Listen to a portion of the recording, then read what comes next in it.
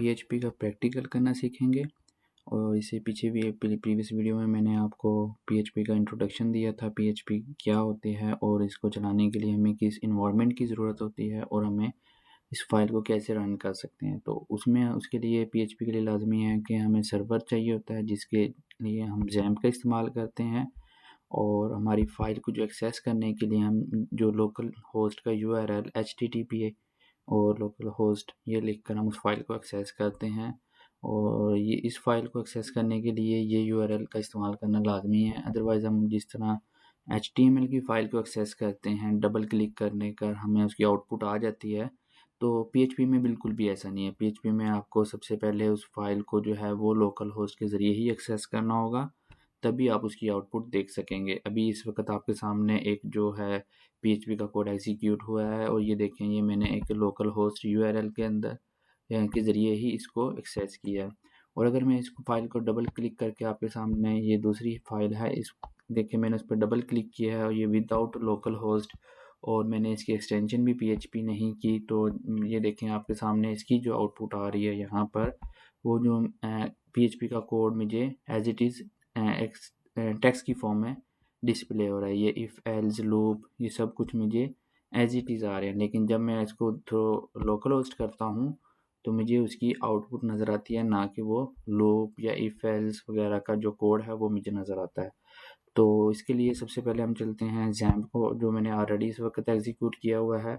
आपके सामने XAMPP MySQL और अपाची दोनों इस वक्त एग्जीक्यूट कर रहे हैं।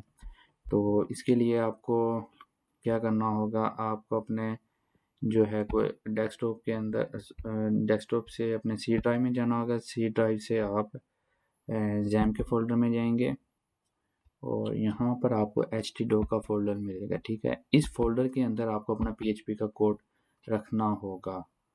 ठीक है बच्चों, यहाँ पर htdoc के अंदर आप एक फ़ोल्डर क्रिएट करने अपनी जो भी आपने वेबसाइट बनानी है या जो भी आपका प्रोजेक्ट है उसके नेम से आप एक फ़ोल्डर बना सकते हैं। तो यहाँ पर आपके सामने देख सकते हैं कि ये माई XAMPP के अंदर htdoc के अंदर मैंने माई वेबसाइट के नाम से एक फ़ोल्डर बनाया है और यहाँ पर मैंने ये फ़ाइल जो है वो रख दी हैं दो। ठीक है, इसको मैंने ये देखें PHP लेक्चर को मैंने जब एक्सेस किया है तो ये मुझे शो हो रहा है। और अगर मैं इस फाइल को, अगर ये मेरे पास एक और फाइल है, ये HTML की है, मैं यहाँ पर कॉपी पेस्ट करता हूँ। HTML पर डबल क्लिक करते हैं तो इसकी जो HTML आउटपुट है वो हमें आ जाएगी, लेकिन इसके अंदर जो हमने PHP लिखी होगी वो हमें HTML के अंदर वो यूज़ नहीं, वो आपको एज ए टेक्स्ट ही डिस्प्ले होगा। ठीक है, और इसको अगर आप इसका एक्सटेंशन चेंज करते हैं, अभी इसकी एक्सटेंशन .html है तो इसका आइकन ये है और ये मैंने .php की। अगर मैं इसको ब्राउज़र में ओपन करता हूँ इस फाइल को डबल क्लिक करके और यहाँ पर, तो ये देखें, ये जो HTML की फ़ाइल अगर हम डबल क्लिक करके ओपन करेंगे तो उसका वो कोड हमें आ जाएगा, ना कि उस फाइल की आउटपुट आएगी।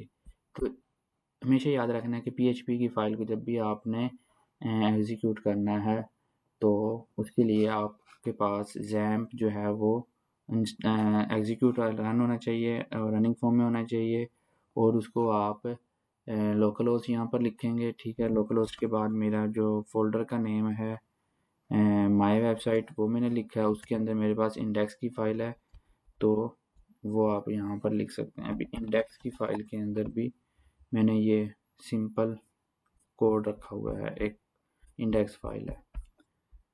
तो मैं अभी यहाँ पर इस फाइल को एक्सेस करना चाह रहा हूँ PHP को।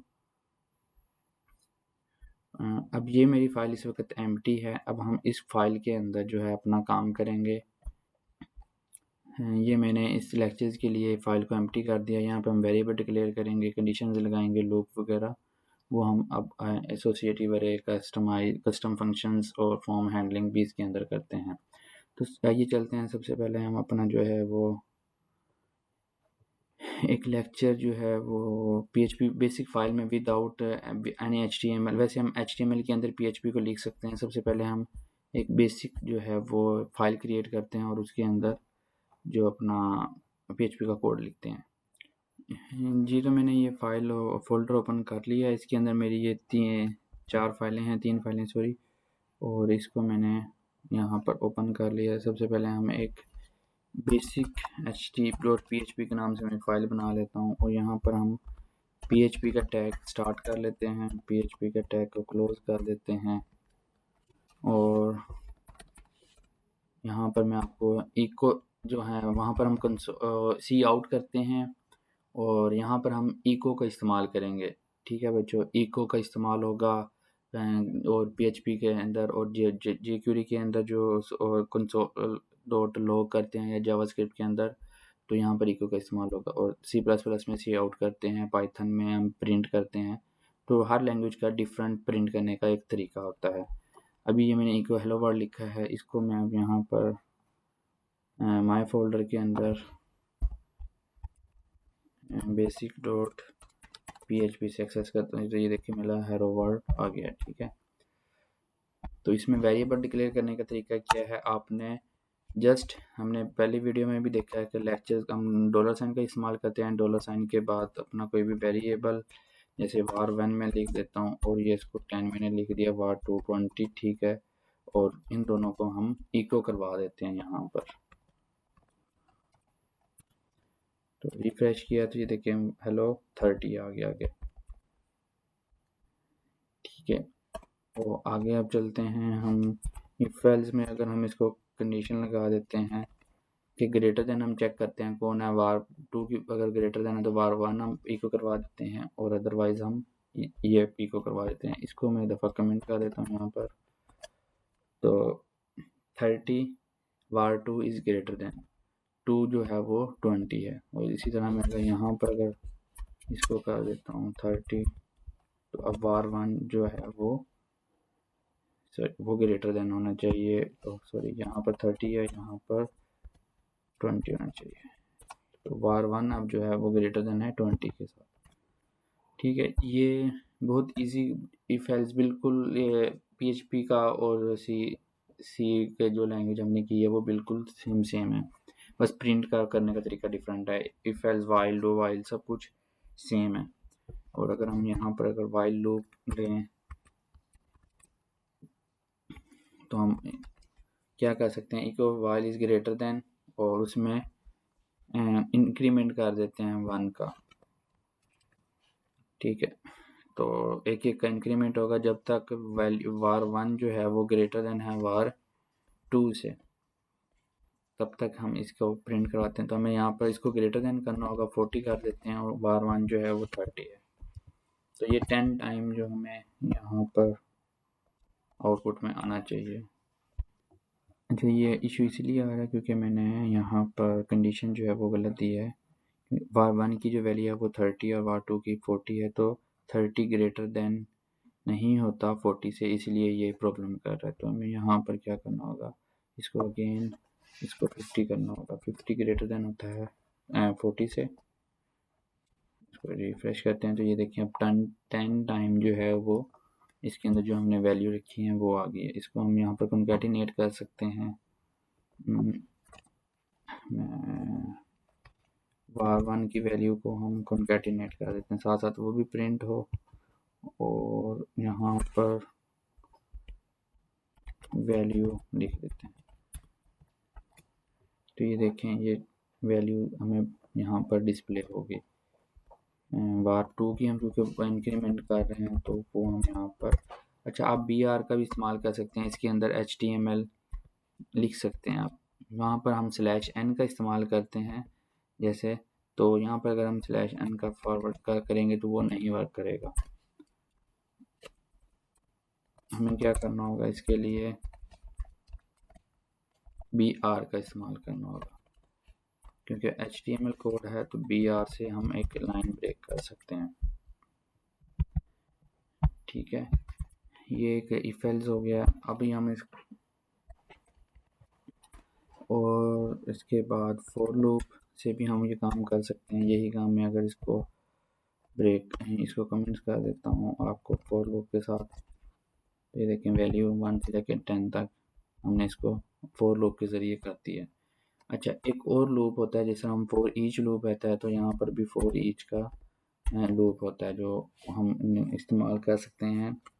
तो इसके लिए हमें क्या करना होगा, एक अरे डिक्लेयर करनी होगी। उससे पहले हम एक अरे सीख लेते हैं, इसमें हम अरे कैसे डिक्लेयर करते हैं। तो डॉलर साइन हम एक अरे ले लेते हैं और उसको कुछ, ये अरे हमारे पास आ गई, ठीक है। इसको हम प्रिंट करवाने के लिए आप प्रिंट आर का फंक्शन होता है, वो पूरी अरे को प्रिंट करवा देता है एज ए। तो ये बताया कि आपके पास एक अरे है जिसके 0 इंडेक्स पे 1 है, 1 इंडेक्स पे 2 वैल्यू है, 3 इंडेक्स पे 3 वैल्यू है, 4 इंडेक्स पे 4 5 वैल्यू है। तो आप किसी भी एक पर्टिकुलर इंडेक्स को भी गेट कर सकते हैं इसमें।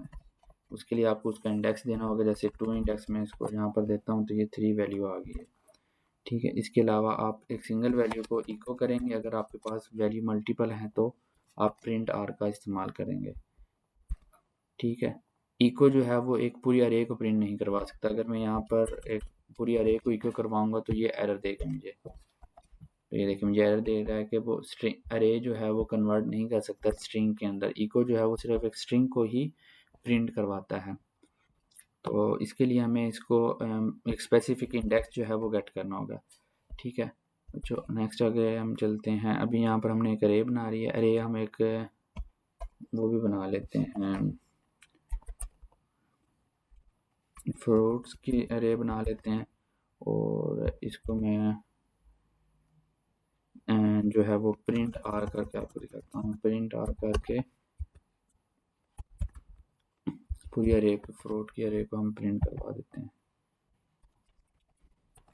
तो ये हमारे पास अरे आ गई है। और इसको अगर हम फॉर ईच के साथ प्रिंट करें तो सिंपल है कि आप सबसे पहले अरे देंगे कि आपने किस अरे को प्रिंट करवाना है, जैसे फ्रूट को। और एज आपने, जैसे हमने वो ली थी फॉर जावास्क्रिप्ट के अंदर, आप अरे ऑब्जेक्ट जो होता है अरे का वो आप यहाँ पर देते हैं और वेरिएबल यहाँ पर डिक्लेयर करते हैं। यहाँ पर उल्टा है, आपने यहाँ पर पहले जो है वो फॉर ईच के अंदर अरे पास करना है और एज एक वेरिएबल क्रिएट कर लेना है आपने, जिसमें हर एक अरे की वैल्यू की जो है वो 1 बाय 1 स्टोर होगी। इसमें आपने इंक्रीमेंट नहीं करना, खुद ब खुद इसमें इंक्रीमेंट होगा खुद ब खुद। जब फॉर लूप अरे की वैल्यू ख़त्म होगी तो खुद ब खुद टर्मिनेट भी हो जाएगा।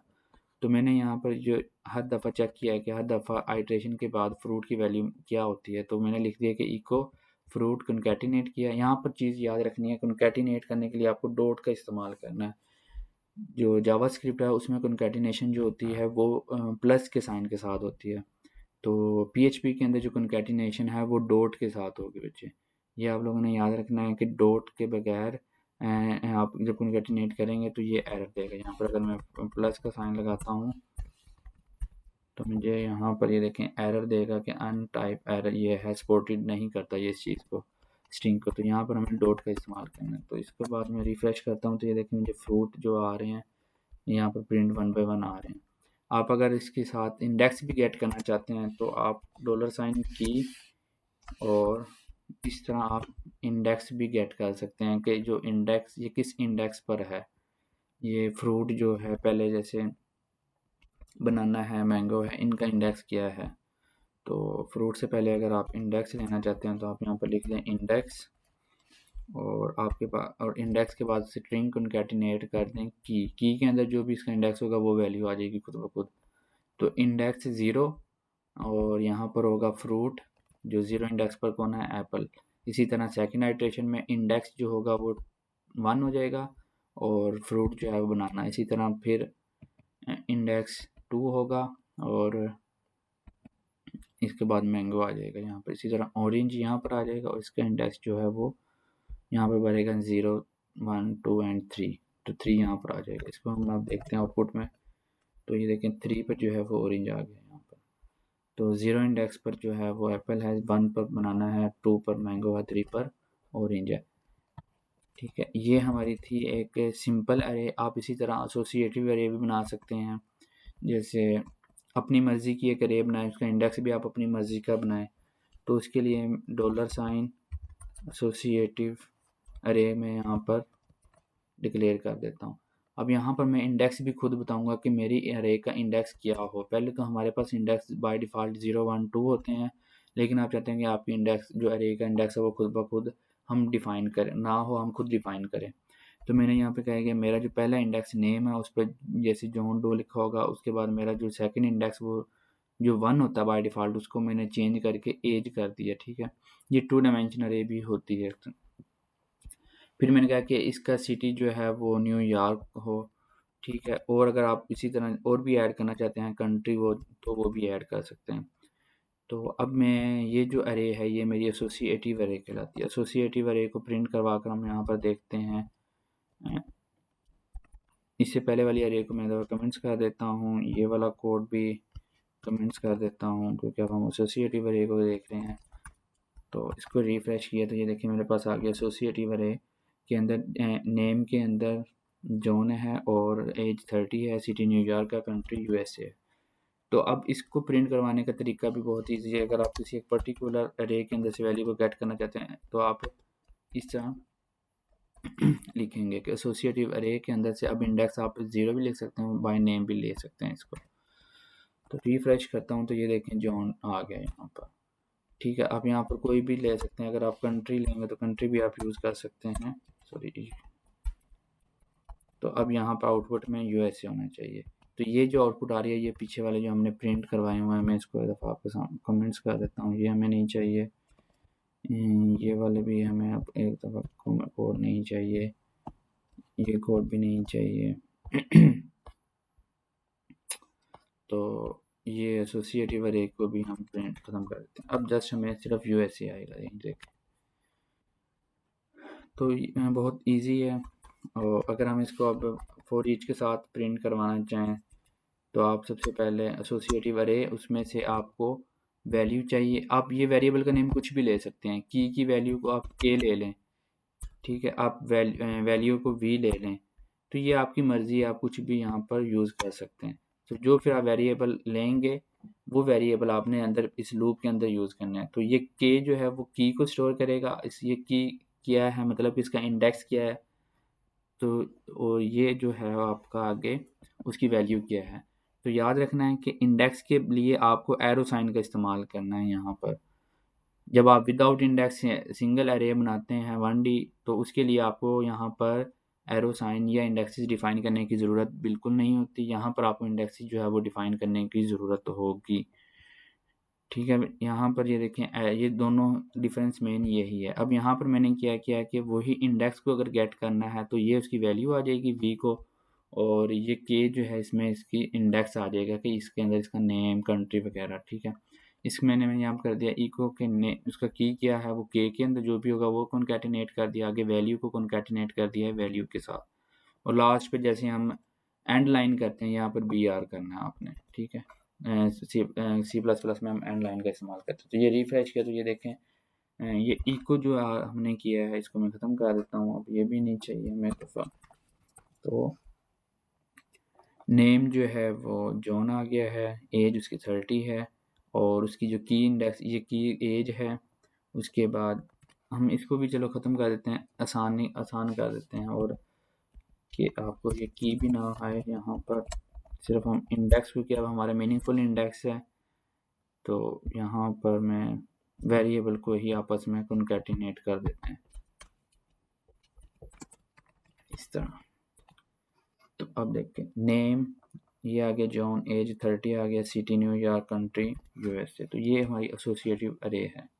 इसके बाद हमने फंक्शंस देखने हैं कि इसके अंदर फंक्शंस कैसे हम डिक्लेयर कर सकते हैं, वो भी बहुत ईजी है। आपने जैसे फंडामेंटल में फंक्शंस सी प्लस प्लस के अंदर डिक्लेयर किए हैं, वैसे ही यहाँ पर भी फंक्शंस का इस्तेमाल होता है। फंक्शंस के लिए आपने क्या करना है, फंक्शन का कीवर्ड इस्तेमाल यूज़ करना है, और उसके बाद आपने फंक्शन का नेम बताना है कि आपने फंक्शन का नेम क्या रखना है। तो जैसे फंक्शन यहाँ पर माय फन, और इसके बाद आपने यहाँ पर इसको लिख देना है कि आप, तो ये मैंने अभी फंक्शन और इसका और ब्रैकेट्स भी ऐड कर देते हैं, और इसके अंदर मैं एक लाइन मैंने लिख दिया दिस इज़ माय फंक्शन। अब इस फंक्शन को आप कहीं पर भी इस्तेमाल कर सकते हैं, पूरे पेज के अंदर आप जहाँ मर्जी इस्तेमाल कर लें। तो मैंने यहाँ पर मैं इसको फंक्शन नीचे डिक्लेयर कर दिया, इसको ऊपर का कर देता हूँ यहाँ पर, तो माई फंक्शन है, माई फंक्शन को सिंपल जैसे हम कॉल करते हैं वैसे इसको कॉल करना है। यहाँ पर इसको हम आउटपुट देखते हैं, रिफ्रेश किया तो दिस इज़ माई फंक्शन। इसको मैं जितनी दफ़ा भी कॉल करूँगा ये उतने ही मुझे आउटपुट में यहाँ पर डिस्प्ले होगा। इस लाइन को अगर मैं 4 दफ़ा जो है वो रिफ्रेश करता हूँ तो ये देखिए मुझे 4 दफ़ा इसकी आउटपुट आएगी। फंक्शन को आप पैरामीटर भी पास कर सकते हैं। तो जैसे मैं यहाँ पर इसको पैरामीटर करता हूँ माई फंक्शन, यहाँ पर मैं इसको स्ट्रिंग एक पास करता हूँ, कोई भी जैसे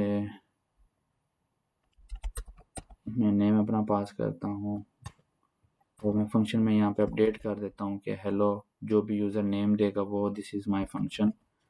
तो ये पैरामीटर के तौर पर वर्क करेगा। इसको मैं रिफ्रेश करता हूँ तो ये देखो हेलो मेरा दिस इज़ माई फंक्शन।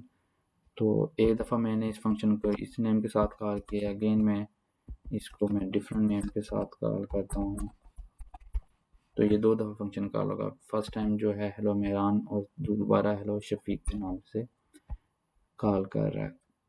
तो ये था हमारा फंक्शंस को डिक्लेयर करने का तरीका।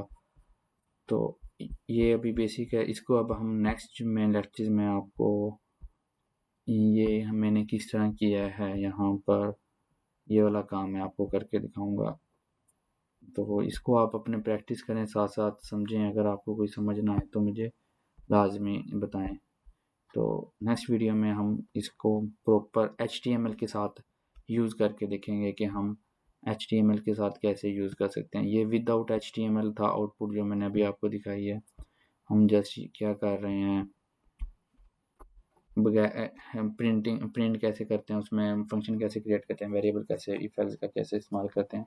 नेक्स्ट वीडियो के लिए आप वेट करें, मैं अभी जब तक मैं इसको अपलोड करता हूँ आप इस लेक्चर को मुकम्मल देखें, अंडरस्टैंड करें। कोई क्वेश्चन हो तो आप इसका कमेंट कर सकते हैं। तो मिलते हैं नेक्स्ट वीडियो में, तब तक के लिए अल्लाह हाफिज़।